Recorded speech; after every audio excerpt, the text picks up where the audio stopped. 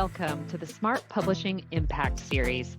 I'm Renée Lautermilch, Chief Editor at Smart Publishing, and this is the podcast where we explore all things writing, publishing, and the impact of storytelling.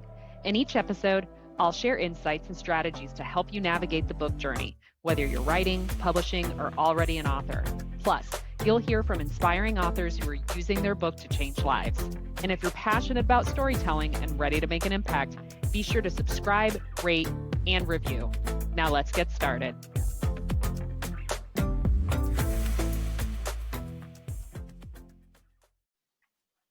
Hello, ladies and gentlemen, and welcome to another episode of the Smart Publishing Impact Series. I'm your host, Renée Lautermilch, Chief Editor at Smart Publishing.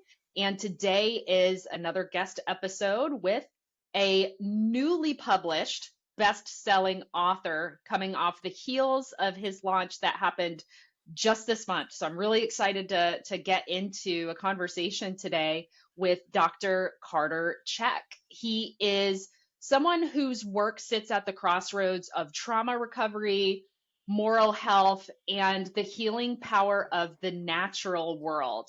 He's a U.S. Army veteran, a healthcare ethicist, and suicide prevention strategist who has become a leading voice in veteran moral injury care. So that's something I'm going to have him talk about here in a little bit. It wasn't a term that I had heard before. I heard it from Carter. So with over a decade of experience as a clinical chaplain, he brings both lived experience and clinical expertise to his work with both veterans and first responders.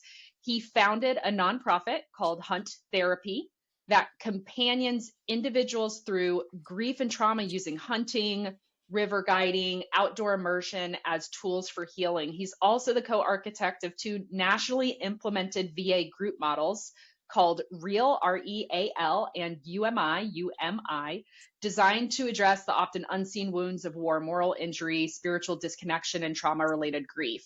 He calls his approach upstream moral care, and it's built on reconnection through storytelling, ritual, and nature-based therapies.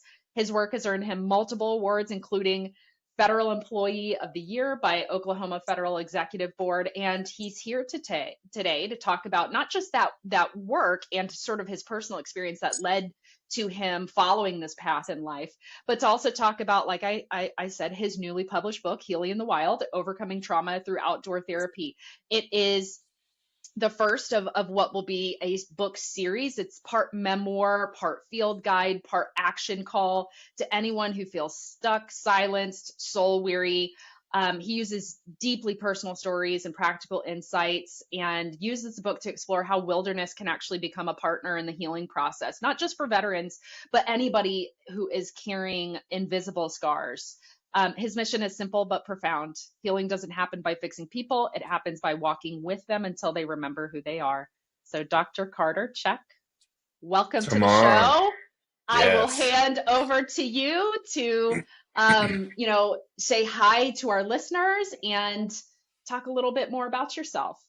Yeah. Hello, everyone. It's just a pleasure to be here. And under these circumstances, it's a pretty cool thing. Standing on the side of never having written a book and what does that look like? And I just want to start off by giving my appreciation to Renee and Jonathan at Smart Publishing.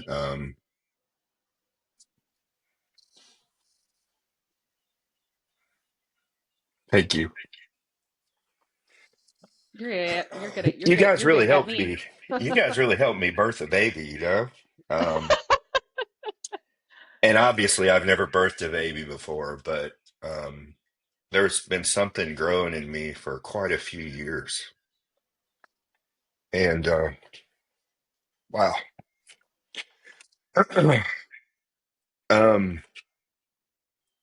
Yeah, it's really surreal on this side of everything. I released the book May 13th. And on May 18th, I was on a, Northwest Montana mountain range hunting black bear. So this isn't just, here's what I can tell you. Yes, I'm a storyteller. Yes, I'm a truth teller. I believe that truth is important. this whole project seems like, I'm 49 years old. It seems like 40 plus years in the making.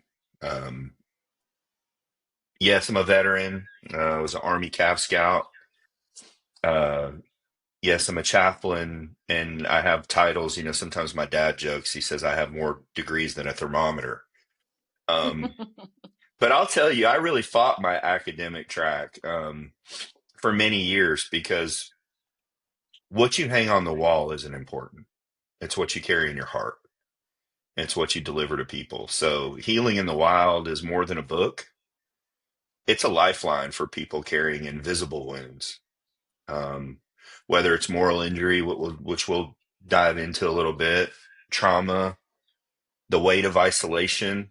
Um, the wild has become my classroom. And this book is an invitation to let nature be a companion in your healing. Um, it's outside the realms of traditional therapy. But I believe it's the original therapy that, whether you're someone of theistic faith or not, I'm a Christian. I won't deny that. My life is highly anchored in my faith. And I believe that the first lessons of therapy happened in the wild from scripture. So um, I didn't write this from a platform. I wrote this from a tree stand, from a riverbank, from a mountainside. I also wrote this from a place of real pain. Um, the wild doesn't ask you to be okay, it just asks you to show up. And I think that's where healing begins, Renee. And moral injury isn't a disorder, it's a sign that something sacred inside of you was violated. And I think this book is about honoring that and not medicating it away. Um, one of the things I say is healing is not forgetting, it's remembering differently. Because time doesn't heal all wounds. And moral injury is more of a disorientation of the soul than it is something you would take a pill for to, ease your emotions. And I'm not against medication. Don't hear that. I work in the healthcare field. I believe the scientific model is super important, but I also believe it garners a little bit more attention than it deserves in comparison to things that are non-diagnostic, like helplessness, hopelessness, unworthiness. And the Healing in the Wild series is my attempt to reorient us. It's my attempt through story, through nature, through sacred pauses, through a God who still meets us in the wilderness, to reorient us to what gives us meaning and purpose in life. Because there is a wound beneath the wounds. There is a wound beneath the physical wounds. And it's the reason some people don't just feel broken, they feel betrayed. Um, it's why traditional trauma language falls short for those who don't just survive. Um, they witnessed or participated in something that violated who they thought they were, who they felt they needed to be. And I believe it's those types of wounds that need so much attention. Um, and so that's why I'm honored to have finally, I guess, matured to the point where I could write this and deliver this. And I wrote it because I know what it's like to carry something that doesn't show up on an x-ray, but it changes everything. I needed to find language for what I felt and what I realized others did too. And so Healing in the Wild isn't just for every veteran, every first responder. It's for the soul searcher who's still here. It's for the person that's still fighting. For the person that's still hoping that there's more ahead of them. And we're using the wilderness and nature to address that. Um, and I've enjoyed it. You know, it's When I say this series is born out of silence, it's not the kind you choose, not the kind of silence you choose, but the kind that creeps in after betrayal, after a loss, after a moment that changes who you are. And as a veteran and a chaplain or someone who has walked beside others through unspeakable things, I mean, I got stories. I got my own stories, but I carry a lot of stories. I began to notice a pattern, and it wasn't just trauma that was breaking people, it was moral injury. And that really started with my story in the army, you know. And listen, moral injury is just simply a violation of what's right to you, Hmm. not what's right to me, what's right to you.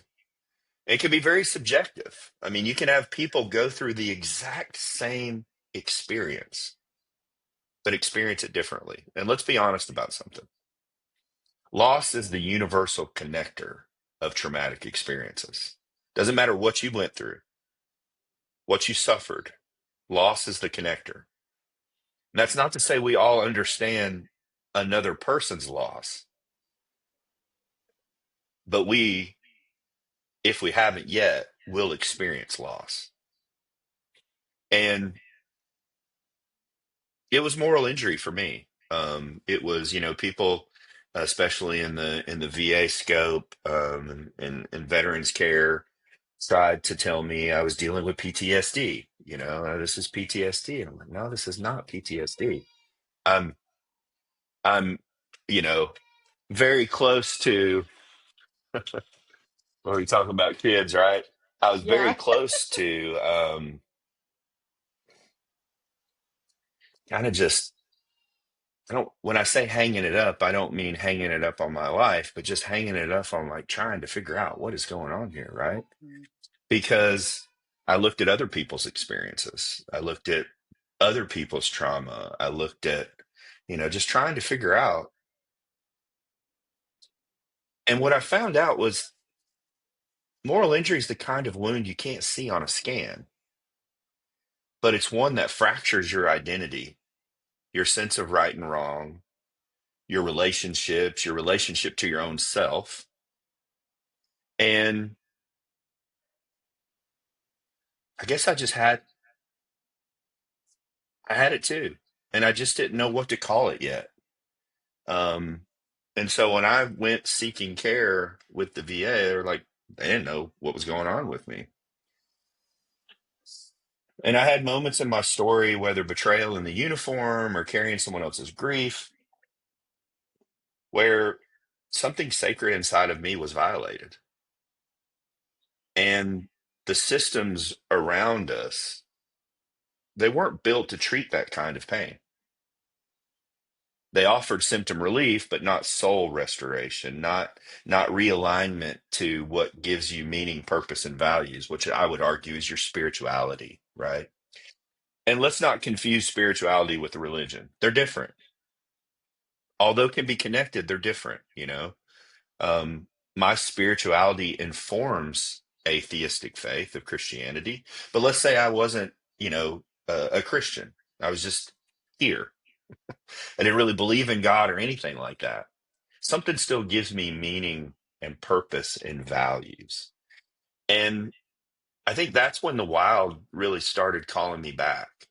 The the outdoors didn't demand anything from me and they didn't rush me to recover.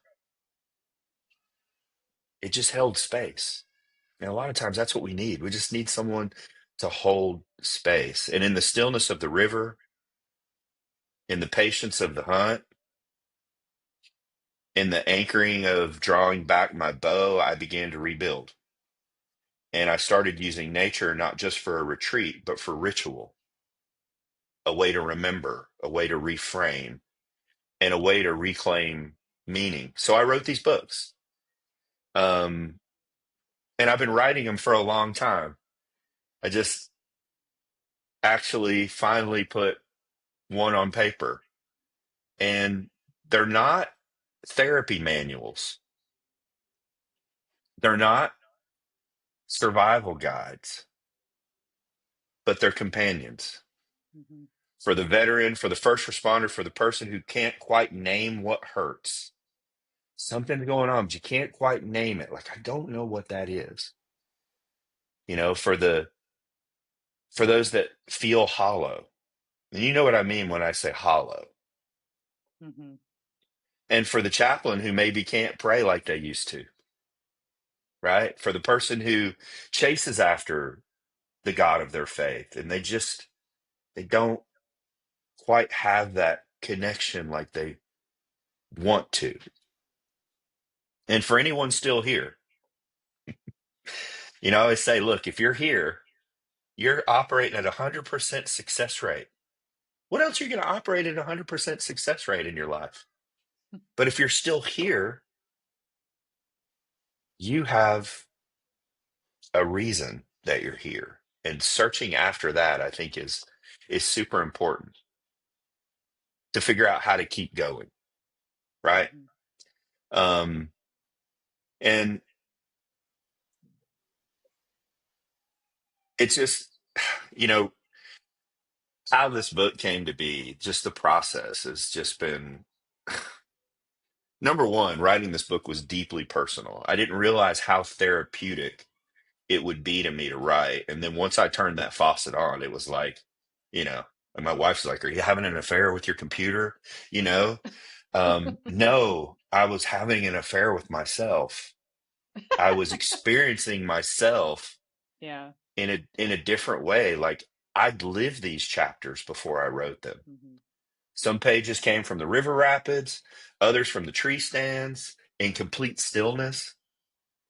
I didn't force a structure. I'd really just followed a journey. And every time I doubted, I just reminded myself, if even one person feels seen because of this book, because of this series, it's worth it. I wasn't trying to be profound. I was just trying to be honest. Mm-hmm. And some of these chapters I wrote with tears in my eyes, just like I started this. Others while I was in the field, literally in the field. Renee, I wrote 7 chapters on the side of a mountain the last week, just in downtime when people were Mm-hmm. glassing. I've dictated thoughts sitting on the back of a truck, on a horse, after a hunt, or walking beside someone in crisis. Um, this book was my own ritual of remembrance, which, Mm-hmm. if you honor me with reading my book, you'll see why that's super important to me. Every story, every ritual at the end of every chapter, it's real. Um, and I think what I want, I think what I really want you to know, or really want you to get out of this, outside of how to be a published author, how to get what's in you out, how to connect with super people and publishers like Renee and Jonathan and Smart Publishing to help that process. I want you to know you're not broken. You're just carrying something heavy, and the wild is big enough to help you set it down. I'm going to tell you right now, there ain't a whole lot you can think about when you're walking up the side of a mountain doing a 5,000 foot elevation change in a couple hours walk. It's, I mean, you better check. My watch is telling me recover, recover. Mm-hmm. Um, in the same way, you can't really think about what's happened in the past when you're on a golf course trying to hit a golf ball. I mean, you can, but your game's going to be toast. And, when you're sitting on a hillside and you're watching the sun come up, it's a daily reminder that time's moving. You might be stuck, but everything around you's moving. And healing isn't about going back to who you were. It's about becoming someone new with your pain honored, not hidden, honored. And we don't heal in isolation, although a lot of healing in the wild has aspects of isolation. But let me speak to that. just real quick. Not all isolation is bad. Some of it very, very good. I think isolation becomes bad when it becomes an avoidance tool. Now, loneliness is something different.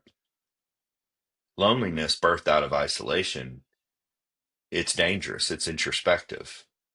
You can't look across the room and see who's lonely. You could be surrounded by 10,000 people in the same room and still feel alone. And so we don't heal in isolation. That's why companioning and storytelling and outdoor rituals matter. And every veteran, every first responder, every person deserves more than just services. They deserve soul care. And I believe that's what healing in the wild offers. I think it offers the person who might not appreciate traditional medicine, or maybe they do. It offers them another way to walk out their experience. And I hope the book really gives someone permission to exhale, to just breathe. I hope a veteran or a first responder or anybody somewhere reads it and says, that's me. I hope a spouse, a chaplain, a first responder, a paramedic, police officer, a mom, a dad. I hope they find tools that they didn't have before. I'm a tool giver. I can't stand listening or reading something that doesn't give me something practical that I can apply right now. Like, what can I do right now? And most of all, I hope it keeps someone here Mhm. alive, because sometimes healing doesn't look like a breakthrough. It looks like not giving up. And one of the things that, it was pretty wild as I was on the trip, Renee, my guide, my bear hunting guide. So we're there Monday afternoon. We're glassing the side of a hill, and I'm on the side of this mountain with my oldest son Carson, who's a sergeant in the Army. And I'm like, Carson, let's film a honor ritual for my buddy Jeff, who I went into the Army with. He was a best friend of mine growing up through school. Known him since I was 8 years old, and I lost him 14 years ago. And I'm like, let's do an honor ritual for Jeff. Before we climb the mountain, I dedicated the climb to Jeff. Jeff kept me going because I wasn't just doing it for me. I was doing it for him, because the way he lives on is through us, right? And we get up there, we do the honor ritual. And the next morning, my guide tells me that one of his best friends that morning had died by suicide. Hmm. I'm like, God, did you send me on a bear hunt to sit with this guy on the side of a mountain this week? Because what an honor. And yes, we were successful. Yes, I got a bear. Um, and that's another story in itself. Maybe we'll talk about in a minute. But more importantly than the bear, I was able to companion him through conversations like, I'm just really trying to figure out what God's trying to do with my life. And my question was, have you ever asked him? I said, look, you've been walking out here with me and my son all week. He's 25. He's an adult. I'm a I'm his dad. But at 25, Sergeant in the Army, I don't parent him like I would Mhm. my 3-year old, right? I said, but in a similar way, if my son Carson needs me, if he needs my advice, if he wants to ask me a question, I'm wide open for it. And my heart is for him. He's my child. So I will gladly share what I feel is in his best interest when he asks me. I said, but I don't just solicit that information anymore. He's an adult. So I think God's kind of the same way. Hmm. He's not just going to solicit information for you unless there's danger, right? Wouldn't matter how old one of your kids are. If you saw them wandering out into the street in a car coming, you're going to yell their name. You're going to get their attention. And just being able to help him make some sense out of what was going on.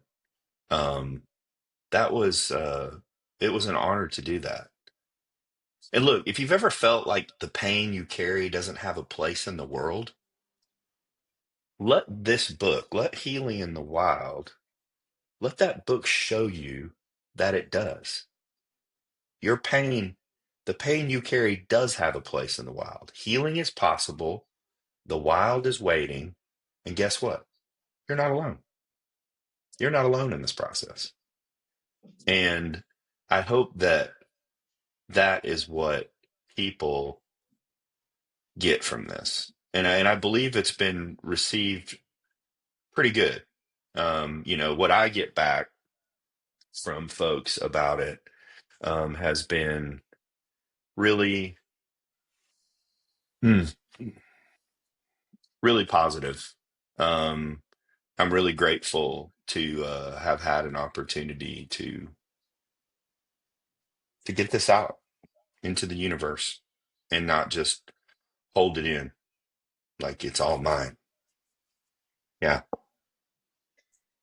I would love, Carter, for you. So, those of you listening, those of you watching can actually see it right back here behind me. I've got the proof copy right back here behind me. And one of the first stories that Carter tells in the book is sort of what probably, Carter, for you is the birth of that concept of moral injury, where it's like doing doing the right thing in a situation where you did nothing wrong, and then being punished for it and holding this feeling of betrayal. I would love for you to tell that story to our listeners, because I think that it would really bring this concept of what moral injury can look like to life, because I feel like there's so many people out there probably thinking that it has to be to the extreme of let's just say warfare. I had to sure. go and I had to kill people for something I didn't necessarily believe in. But it honestly can take all shapes and forms. As you're sitting here talking, I'm actually sitting here thinking about people who have worked in corporate HR functions that probably suffer from moral injury because they've had to take point and be center point on terminations and layoffs and things that greatly impact people's lives that they didn't necessarily agree with, and they felt were with their knowledge of the company and company performance were wrong. um so I would love for you to tell that story, because it's such a powerful and just kind of wild story. It really is a wild story. So, for me, growing up as a young boy in Georgia, I was born in Wisconsin, grew up in Georgia. Um, you know, like most young boys, spent a lot of time playing army out in the woods. Spent a lot of time, going into the woods and hunting after things. That's kind of, I think pretty common for young boys to experience. I came home with a lot of frogs in my pocket and salamanders and, muddy from the creek and, fortunately for me back growing up, I mean, I would never let one of my young kids be out like I was when I was young on my bike all Right. day, coming home at dark. I mean, I can't even imagine what that would be like. But you don't have to carry you don't have to wear a uniform to carry a wound that doesn't bleed. Mm, Moral injury, well, let me say this first. I went into the army. I can track back to like 5, 6 generations of men in my family who served our country. Um, all of my mom's uncles and her father all were World War II veterans. There were 5 brothers. And as a matter of fact, one of them is still living and he's in his last weeks, Renee. And he got my book that I signed for him and sent to him. And he said before he dies, he's going to finish this book. And what an honor, you know, for my uncle. They call him Teeny. He was the baby of the group of brothers. And and those folks in World War II, man, they suffered some real mm, stuff. Not to, everybody who's suffered through combat has suffered some real stuff, but just kind of bringing it home. So I went to the army um because I needed money for school. Because I felt a sense of obligation to serve my country. You know, my older brother had served, my dad is retired Navy. So, you know, that was just kind of common. Um, I carried a lot of pride about it. You know, I wanted to be a good soldier. And so I went into basic training and I excelled. I actually, you know, won the Excellence in Cavalry Award right out of basic training as the top scout, got promoted, and then found myself in South Korea. That was my first duty station. And as immediately when I got there, my unit, 29 Infantry, I was in an infantry battalion, they were oppositional forces in training. So we were called Op 4. So basically, what they got to do the whole time is when everybody was like training out in the wild about how to, you know, simulate battle, combat, all of that. We got to be the enemy. So we got to ambush them. We got to sneak around and try and, you know, infiltrate their, you know, their areas. And so that was a lot of fun, you know, for me as a scout. I mean, that's what you want to do. You want to sneak and peek and do reconnaissance. And so I went straight out to the field, met my platoon, um, and if you know anybody who's been in the service before, there's an instant camaraderie with people who you serve with because you know when it hits the fan, these folks got your back and you do too. So it's like an instant, you know, brotherhood. Not saying you like everyone, but you trust everyone because you got a common goal, and that's to keep everybody alive and to fulfill the mission. So I immediately gravitated towards an army. Uh, my buddy Olin, who um, was from Georgia, also, so it was an instant thing, and he ended up being my battle buddy, my you know sniper partner. I was a battalion sniper, so was he. You know, when I was on the scope, he was on the spotting scope, vice versa. You know, and just over 2 months. I can tell you, I've developed a lifelong friend. And so we come back from the field. We're back at the base. One of my platoon, well, my platoon sergeant at the time is PCSing, so he's leaving Korea. It's only a year tour in Korea, considered a hardship tour, but you just stay, you're there for a year and then you go someplace else. And so it was time for him, you know, his time to go someplace else. And so they had a party off post. And after it was over,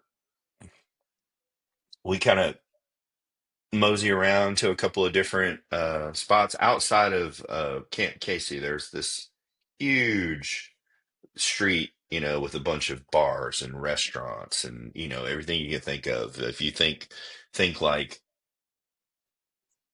the Strip or you know uh, New Orleans, and like you know what I mean. It's just a bunch of people. Uh, Probably not the best stuff going on, but you know, it's nightlife, right? Hmm.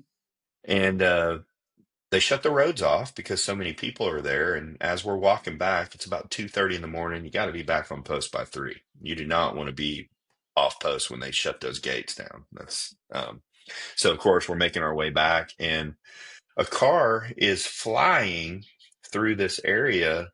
Um, where there's not supposed to be cars and basically almost runs us over. I mean, like right up on us, you know? So it closed so much so that it kind of knocked me over and I had to brace myself with my hand on the hood. And, you know, we're just like, what the hell? You know, like, Hmm. come on.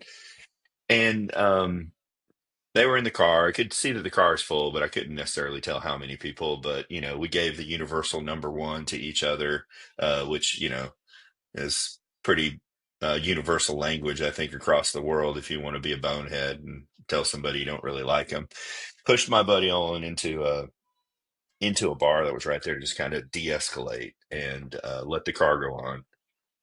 We came out maybe 5, 6 minutes later, walking down the street, and we get up to where their car is, and they're out of the car, talking to a female Korean outside of the front of this like club or whatever it is as we're walking by, and they recognize my buddy Olin, and they immediately come, and there's five of them, and they surround us in a conversation. And I'm just trying to be cool. I'm letting Olin, he'd been there 9 months already. He knew a little bit of the language. I didn't know any of the language, except for like how to eat, go to the restroom, important things. Um, and one of the guys in my battle buddy's blind side was going for a knife in his pocket. And when I saw that, um, I knew this was a different situation. And immediately as he pulled it out of his pocket, he was met with a fist right in his jaw and just dropped him where he was. What I didn't realize at the moment is I broke my wrist in that punch. I hit him straight in the jaw, hard as I could. And I'm a pretty big guy. Um, but I also had a big brother too. So I'd got my butt whooped quite a few times growing up. So it wasn't my first quarrel. It wasn't my first fight. And I'm not proud to say that, but my brother made sure I was tough. And once that happened, it was on. It seemed almost like a blur, like a tornado on the side of the street. But the the goal at that point was to minimize numbers. Now it's 4-on-2. We need it to be no on 2, especially when people are pulling knives. Um, I remember being able to kick the knife a pretty far ways away. So I wasn't really concerned about that. But long story short, one of the kids in the altercation, I say kids, I was a kid. I was 18 years old, you know. Um, they couldn't have been much. It had to be around my age, maybe a year or two older, a year or two young, whatever that looked like. Um, and one of them was the son of like a Korean congressman. And now this thing became political. Not only did we didn't just injure a Korean national, we can injured a Korean congressman's kid. And so the army offered us up to the Korean government to prosecute us for assault and battery.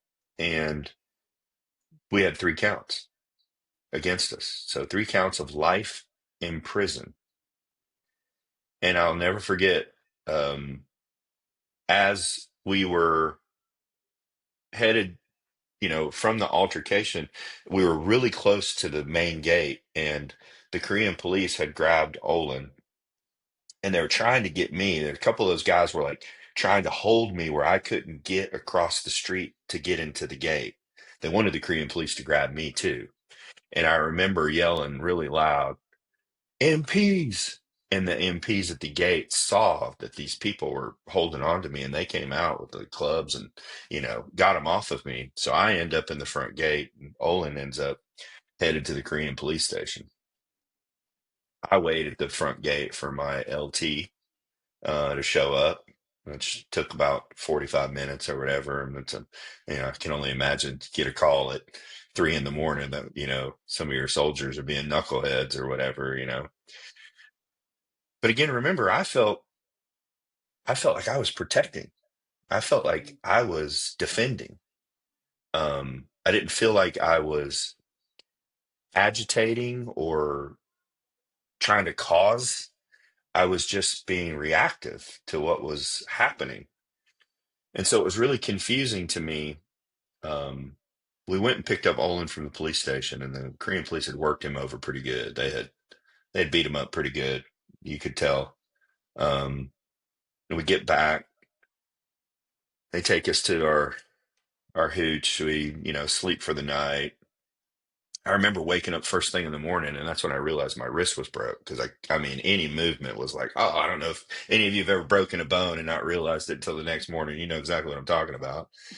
So I went down to the hospital, got, x-rayed, got a cast, um, made it back to battalion, had a long conversation with the battalion CO and the sergeant major. And then they start telling us kind of like what's happening from division level, where the politics are now involved. And I'm just really dumbfounded. I am on the other side of the world, wearing an American uniform, protecting my country, protecting their country, and now they want to put me in prison for defending myself. That was betrayal. That was not right. And everybody that I would ever need to be in my corner was on the other side of the world, except for Olin. We were in this together. So for 9 months, we would go to court like once a month, and we would listen to people talk and say things that we really didn't understand because of the language barrier. And the jury found us guilty on all three counts. And I remember it was like being at a football game and you kick the field goal to, like, go ahead in the last seconds and everybody's jubilant. Well, we weren't the ones that went ahead. We were the ones that, we're behind now. And I remember the people who were against us were jubilant. And I don't need to understand the language to know that that's good for them in their sense and bad for me. And I remember looking over at Owen with a look like life's about to change. I'm thinking, here I am on the other side of the world. As an 18-year-old boy, I'm thinking I never get to eat my mom's eggs again, you know, just over easy with some toast, just something simple. Um, what would they do to an American soldier every day for the rest of my life in a Korean prison? What would that look like? And almost immediately, those thoughts go through my head, and all of a sudden, the judge starts talking in Korean language. And as he's talking, it's like now, no, yeah, they hit the field goal, but there was a flag on the play. So, maybe the way they thought it was about to the outcome wasn't necessarily. And of course, I don't need to understand the language to understand there's a shift taking place. Mhm. But again, I don't understand the language, so I don't know specifics. But I knew there was a shift because now the people who were jubilant are pissed. And so now, I look at Olin, he's sitting right, so I'm like, what's going on? And we're just like, we don't know. And then the judge starts talking to us in English.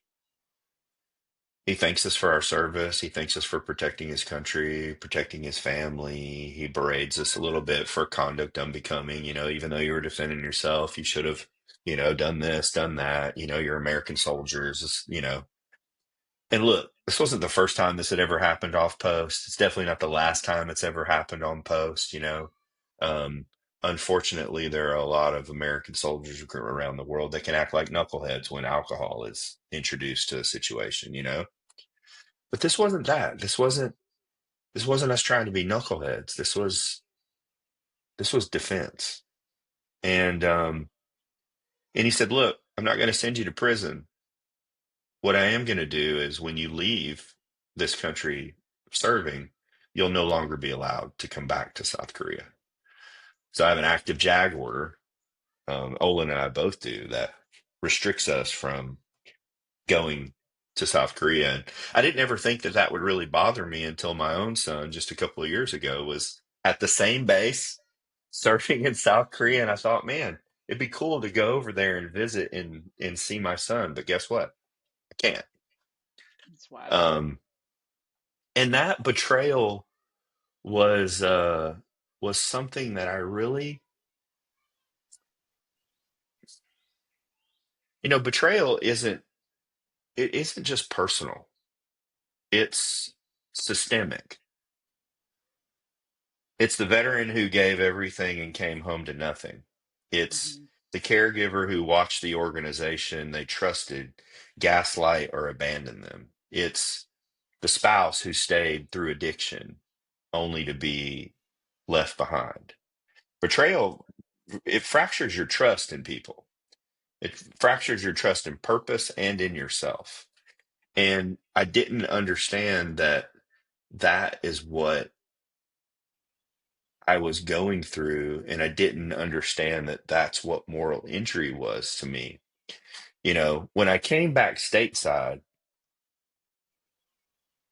remember I said I broke my wrist, and I was in a cast for like 6 months, and 2 of those months it was all the way to here, Oh, you know, wow. because you don't want to be able to Hmm. twist, right? And then another 2 months here, and then another 2 months here. Um, Jeez.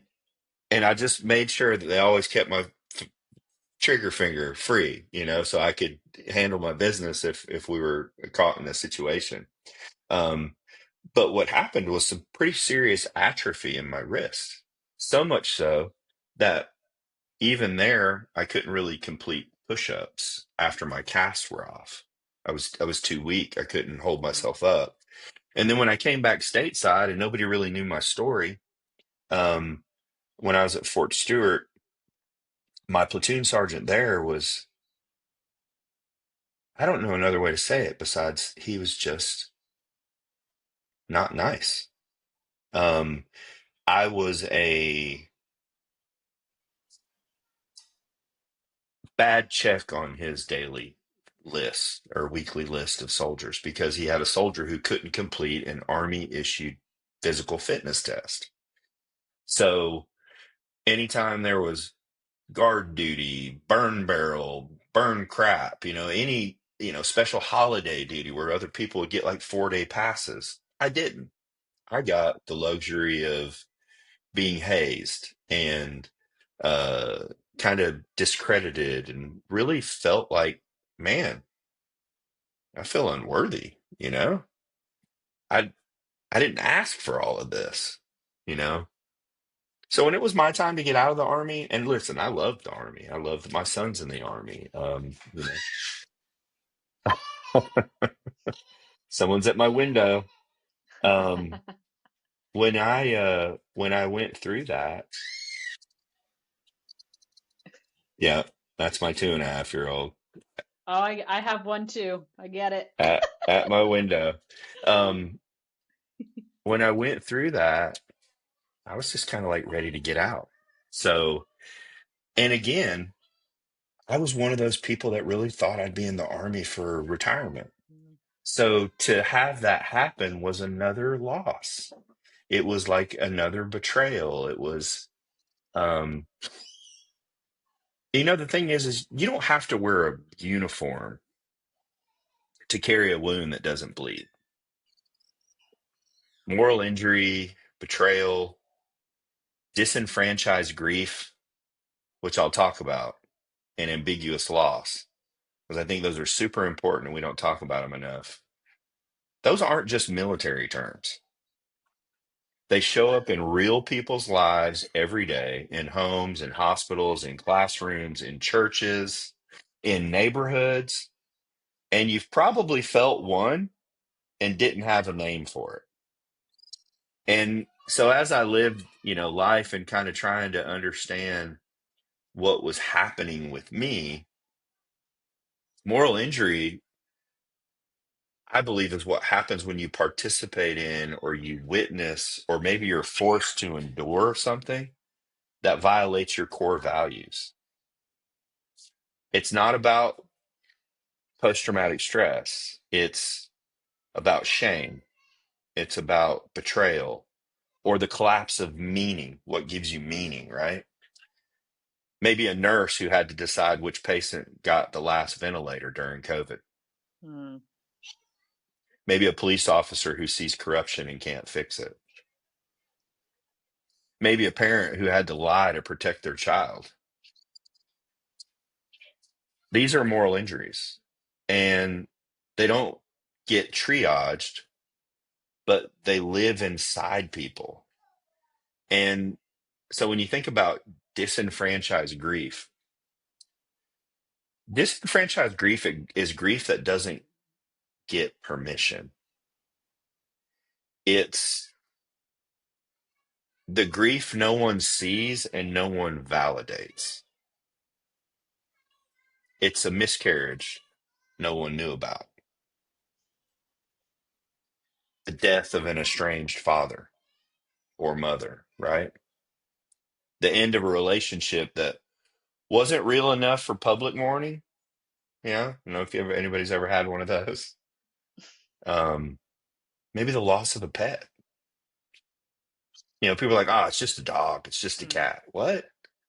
That dog was there when I had that weapon in my mouth and was ready to pull the trigger. And if he hadn't licked my face, right?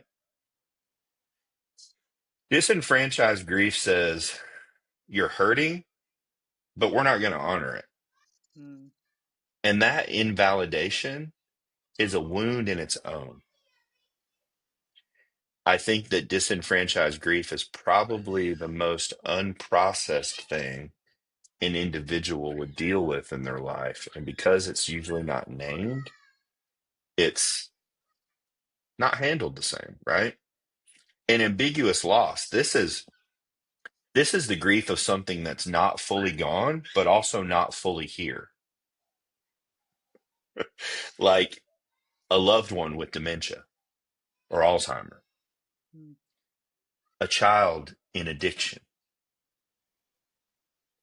a spouse who came back from war but isn't the same, a spouse who came back from a car accident but isn't the same. It's the ache of being stuck between holding on and letting go. And there's no funeral for that. There's no clean closure for that. And I think that helping people name those things is something I really tried my best to articulate and companion people to do through Healing with the Wild and through the entire series. It's what I aim to do is to help people name and recognize things that they've been suffering with, but can't quite name it. mm. That is powerful. Um, yeah, they can't quite articulate it because No, it's the stuff that gets swept under the rug, the stuff that people harbor, hold in, yeah, that it's they feel what, isn't worthy, like you talked about. yeah, what breaks people isn't always trauma, Renee. Mm, It's the story around the trauma. It's the betrayal, the silence, not being believed, yeah. right?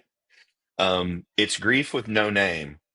And it's the reason I write about this in Healing in the Wild, is because the wild has space for all of that. The wild has the ability to hold space for all of that. And that's really what people want. They want someone. I mean, how many times have you had a conversation with someone and you just needed the space for them to listen and you processed it yourself? You didn't Mm, need a therapy office. You didn't need mm, a psychologist. All you needed was the space to process it. And the awesome thing about the wild is it doesn't rush you to resolve, but it says, bring it on, bring it on, bring it all to the riverbank, bring it all to the lakeside, bring it all to the golf course, bring it all to the forest bathing, right? Bring it all to the climb up the mountain, the hike, the hunt. Bring it all because there's space for all of it. Um, and I think that's important. yeah. And it forces the the presence to be able to do so. Okay, Yeah. so um this has come full circle really, really well. I think that this is going to be a really, really powerful listen for a lot of people. I think that this is going to be something that some people listened to and didn't even understand that they needed to hear. Because to your point, these are things that aren't commonly named, that people Hmm. don't have common associations for. And so typically I ask writers to sort of land the plane for us by giving recommendations to authors, or and prospective authors. But because I feel like this goes deeper than that. We're not just talking to prospective authors here. We're talking to probably some prospective authors who, like I said, didn't even know that they needed to hear this. You know, we work with a pretty good amount of authors where it's memoir based material based on you know, some traumatic things that have happened to them within their family, those sorts of things. So if you could leave our listeners with one piece of wisdom or just one parting message, what would that be?